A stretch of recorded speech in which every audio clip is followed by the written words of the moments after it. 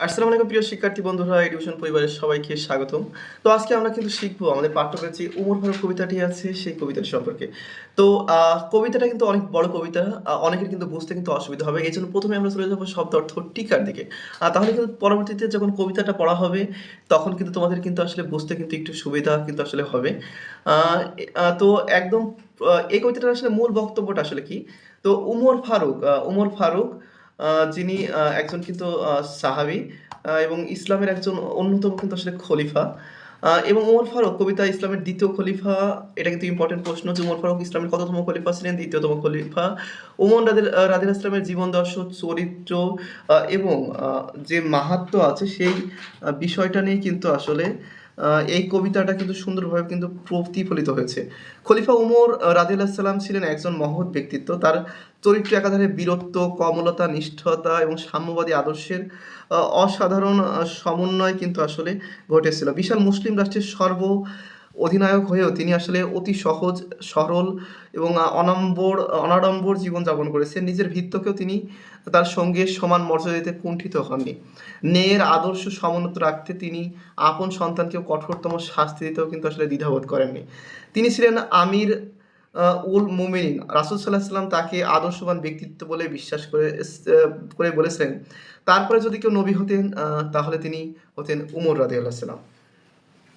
তো এর যে শব্দ অর্থ টিকে আছে সেই বিষয়টা আমরা একটু দেখি। তো তাপ শব্দের অর্থ কিন্তু আসলে উত্তাপ। আ এবং হস্ত শব্দের অর্থ কিন্তু আসলে হাত। পেরেশান। অনেকে আমরা বললেন, "হেই আমাকে পেরেশান করিস নে, তো আমি পেরেশান অবস্থায় আছি।" অর্থাৎ বিপর্যস্ত এবং ক্লান্ত বোঝাতে কিন্তু আসলে পেরেশান শব্দটি বোঝানো হয়ে যায়। আমিরুল মুমিনিন অর্থাৎ বিশ্বাসীদের নেতা। এবং এখানে বিশেষভাবে বোঝানো হয়েছে মুসলমানদের ধর্মীয় প্রধান ও রাষ্ট্রীয় নেতা হযরত মুহাম্মদ উমর রাদিয়াল্লাহু সাল্লামকে। এবং মুয়াজ্জিন বলতে কিন্তু আমরা সবাই কিন্তু জানি যিনি আসলে আযান দেন। তকবীর শব্দের অর্থ অর্থাৎ আল্লাহর ধ্বনি বা রব। আখেরি আ অর্থাৎ শেষ। অনেকে বলে না যে তোর আখেরি ইচ্ছা কি? অর্থাৎ আখেরি শব্দের অর্থ আসলে শেষ। অর্থাৎ শেষই কিন্তু বোঝানো হয় আখেরি শব্দ দ্বারা। পরশমণি শব্দের অর্থ দ্বারা বোঝানো হয় স্পর্শমণি অর্থাৎ যার ছোঁয়ায় লোহাও কিন্তু আসলে সোনা হয়। আমরা কিন্তু অনেক গল্প পড়েছি যে আম আ অনেক জাদুকর ছিল যারা কোনো পাথরে হাত দিলে কিন্তু আসলে সোনা হয়ে যায়। সেটাকেই আসলে পরশমণি কিন্তু আসলে বলা হয়। তখত শব্দের অর্থ কি? সিংহাসন। তখত শব্দের অর্থ কি? সিংহাসন। এগুলো কিন্তু খুব মনে রাখতে হবে। তাহলে কিন্তু কবিতাটা বুঝতে কিন্তু খুবই সুবিধা হবে। তারপর সাইমুম শব্দের অর্থ শুকনো, উত্তপ্ত, শ্বাসরোধকারী, প্রবল হাওয়া। আ এবং বিশেষত আ মরুভূমির হাওয়া বলতে আসলে বোঝানো হয়েছে সাইমুমকে। মশক অর্থাৎ পানি বইবার কিন্তু আসলে থলে। মশক শব্দের অর্থ আবার ওই যে ডেঙ্গু বহনকারী মশককে কিন্তু তোমরা আবার তুলনা করো না। হ্যাঁ, দোররা শব্দের অর্থ কিন্তু আসলে চাবুক এবং অর্থ আসলে ছিন্ন বস্ত্র অর্থাৎ যা কিন্তু আসলে ছিন্ন হয়ে গেছে এমন কোনো বস্ত্র। পিরান শব্দের অর্থ কিন্তু আসলে জামা। নান্দি শব্দের অর্থ আসলে স্তুতি এবং শমশের শব্দের অর্থ কিন্তু তরবারি। শমশের শব্দের দ্বারা আবার কারো নাম বলে কিন্তু আসলে ভুল করো না। এবং দস্ত শব্দের অর্থ কিন্তু হাত এবং এর আগেও কিন্তু আমরা হস্ত সম্পর্কেও কিন্তু জেনেছিলাম হাত। তো দস্ত আর হস্ত কিন্তু একই। ২ টা শব্দের অর্থ কিন্তু হাত। এখানে একটু ভুল করেছে সম্ভবত। পেরেশান শব্দটা হয়তো দুবার দিয়েছে যে বিপর্যস্ত এবং ক্লান্ত এই শব্দটা কিন্তু আসলে দুবার ব্যবহার করে ফেলেছে। সমস্যা নেই। কিন্তু একটু খেয়াল করলে দেখতে পারবে যে এখানে দন্তের স এবং তালবস্যা কিন্তু ব্যবহার হয়েছে। অর্থাৎ শব্দ দুটো কিন্তু উচ্চারণ একই কিন্তু বানানের ক্ষেত্রে আসলে ২ রকম ব্যবহার করা হয়েছে। অর্থাৎ এদের শব্দ অর্থ অবশ্যই এক। এবং উমর ফারুক ইসলামের ২য় খলিফা। আ আ তার সম্পর্কে কিন্তু আমরা জানি এবং তার খিলাফত সময়কাল ১০ বছর। এটা কিন্তু একটা ইম্পোর্টেন্ট টিক। এবং তার সময়কালটা কত? ৬৩৪ থেকে ৬৪৪। তো তার শাসনামলে ইসলামী রাষ্ট্রের সীমা আরব সাম্রাজ্য থেকে মিশর, তুর্কমেনিস্তানের সীমা পর্যন্ত প্রসারিত হয়। এবং একজন ন্যায়নিষ্ঠ, নির্ভীক ও গণতন্ত্রপ্রধান রাষ্ট্রনায়ক হিসেবে তার খ্যাতি চির অম্লান।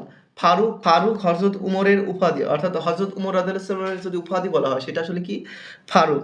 ফারুক শব্দের অর্থ কি নিয়ে আসলে যিনি সত্য মিথ্যার পার্থক্য নিরূপণ করতে পারা হয় তাকে কিন্তু ফারুক বলা হয়।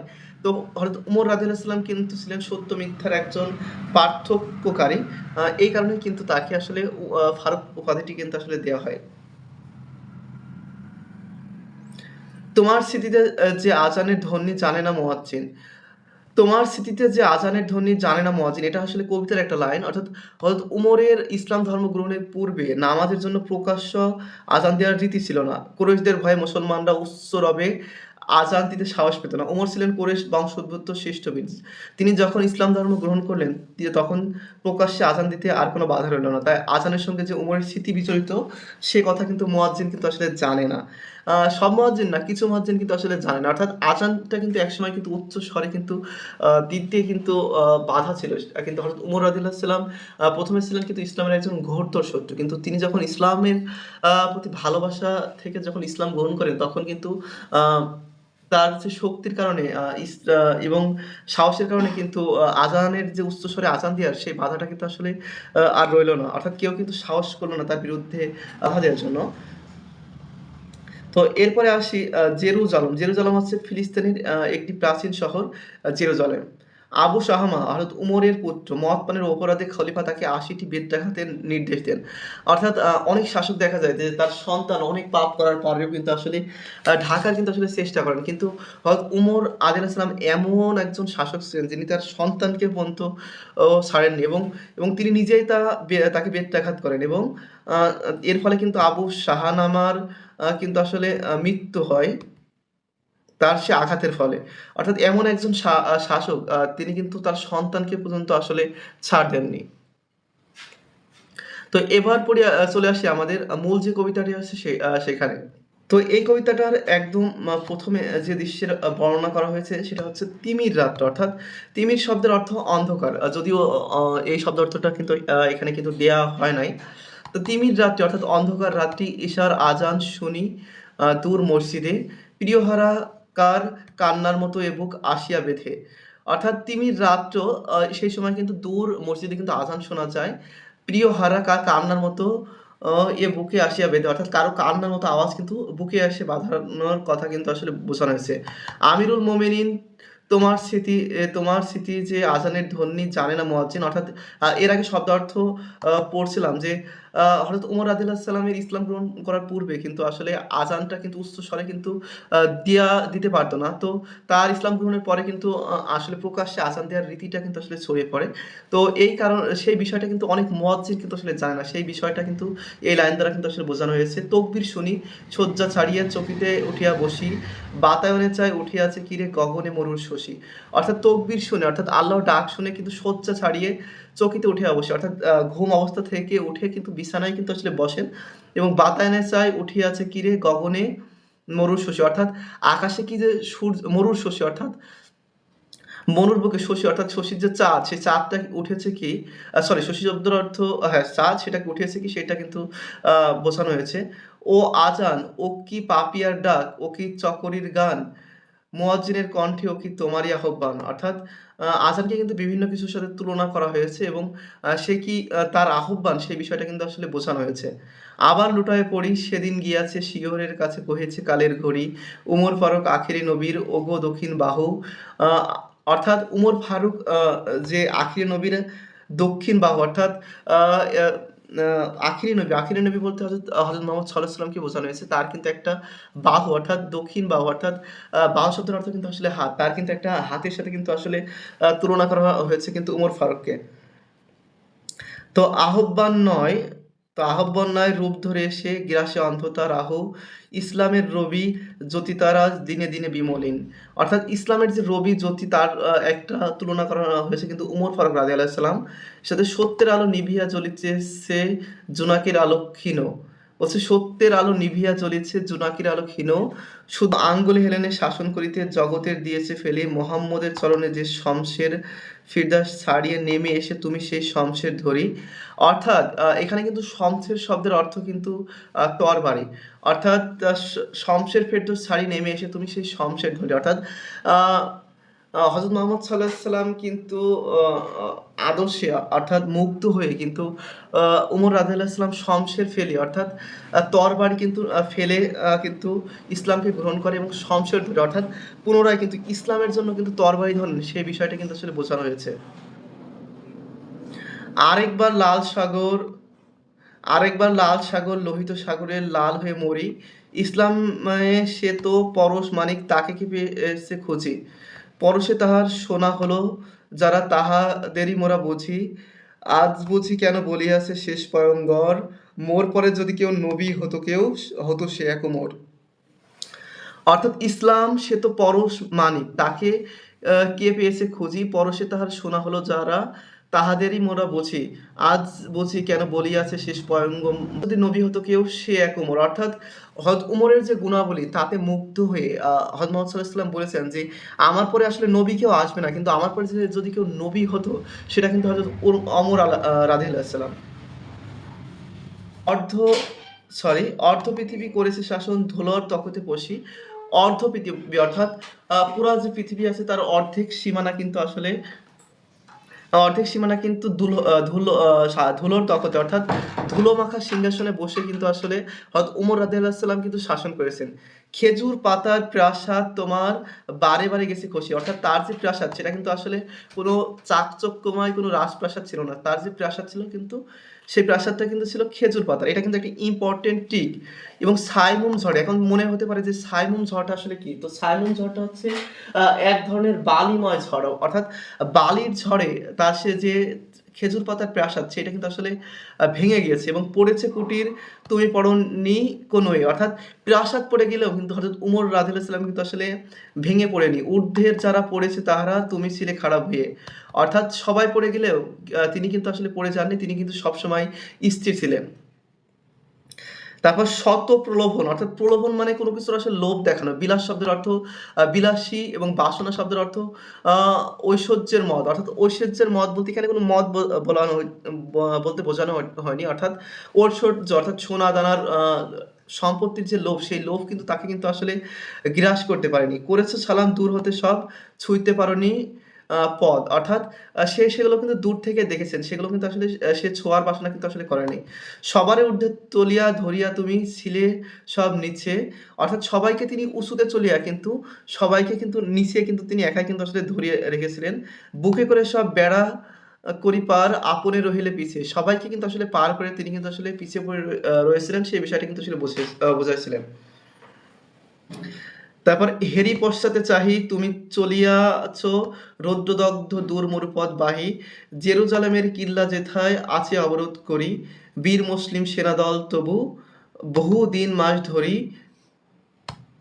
দুর্গের দ্বার খুলিবে তাহারা বলেছে শত্রু শেষে, উমর যদি গো সন্ধিপত্রে স্বাক্ষর করে এসে, হায় রে আধেক ধরার মালিক আমির উল মুমিনিন, শুনে সে খবর একাকী উষ্ঠে চলেছে বিরামহীন, সাহারা পাহাড়ে ঝুলিতে দুখানা শুকনো সবুজ রুটি, একটি মশকে একটু পানি, খোরমা দু তিন মুঠি, প্রহরীবিহীন সম্রাট চলে একা, পথে উঠে চড়ি, চলেছে একটি মাত্র ভিত্ত, উষ্টের রশি ধরি, মরুর সূর্য ঊর্ধ্ব আকাশে আগুন বৃষ্টি করে, সে আগুন তাতে ক্ষয়সম ফোটে, বালুকা মরুর পরে, কিছু দূর যেতে উঠ হতে নামি, কহিল ভৃত্য ভাই পেরেশান বড় হয়েছে চলিয়া, এইবার আমি যাই উষ্টের রঠি ধরিয়া অগ্রে, তুমি ওঠো বসো উঠে, তপ্ত বালুতে চলি যে চরণ, রক্ত উঠেছে ফুটে। অর্থাৎ হযরত উমর রাদিয়াল্লাহু সাল্লাম যে একজন সাধারণ মানুষ ছিলেন এবং তার যে বিশাল হৃদয় ছিলেন সেটা কিন্তু এই লাইনগুলো কিন্তু আসলে বোঝানো হয়েছে। তিনি কিন্তু আসলে কোথাও সফরে যাচ্ছেন এবং আ তার সাথে কিন্তু তিনি কিন্তু কোনো সৈন্য দল কিন্তু নিয়ে যাচ্ছেন না। এবং তিনি কিন্তু মাত্র একজন ভৃত্য, অর্থাৎ একজন তার যে মনিব তার সাথে কিন্তু আসলে যাচ্ছিলেন এবং তার সাথে কিন্তু ছিল ২ খানা শুকনো সবুজ রুটি, অর্থাৎ এটা কিন্তু সৌদি আরবের এক ধরনের বিখ্যাত রুটি ছিল সেই তৎকালীন আমলে। সেই ২ টা রুটি এবং একটি মশকে একটুকু পানি এবং খুরমা ২-৩ মুঠি এবং খুরমা ২-৩ মুঠি করে কিন্তু আসলে প্রহরীবিহীন, অর্থাৎ কোনো পাহারা ছাড়াই কিন্তু সম্রাট কিন্তু উটের পিঠে কিন্তু আসলে চলে যাচ্ছিলেন এবং একজন ভৃত্য তার সাথে কিন্তু যাচ্ছিলেন এবং তিনি যে সবসময় কিন্তু উটের পিঠে ছিলেন এমনটা কিন্তু আসলে না। তিনি কিন্তু তার ভৃত্যের বিষয়টাও কিন্তু আসলে খেয়াল রেখেছেন। উম এই দ্বারা মূলত আসলে হযরত উমর রাদিয়াল্লাহু সাল্লামের যে মানসিকতা, সেই বীরত্ব এবং তার যে উদারতা, সেই বিষয়টা কিন্তু আসলে ফুটে উঠেছে। আ এরপরে ভৃত্য দস্ত চুমি, অর্থাৎ ভৃত্য দস্ত শব্দের অর্থ কিন্তু আসলে হাত। অর্থাৎ ভৃত্য হাত চুমে কাঁদিয়া কহিল উমর, কেমনে আদেশ করো তুমি, উষ্টের পিঠে আরাম করিয়া গোলাম রহিবে বসি, আর হেঁটে যাবে খলিফা ওমর ধরি সে উঠে রসি।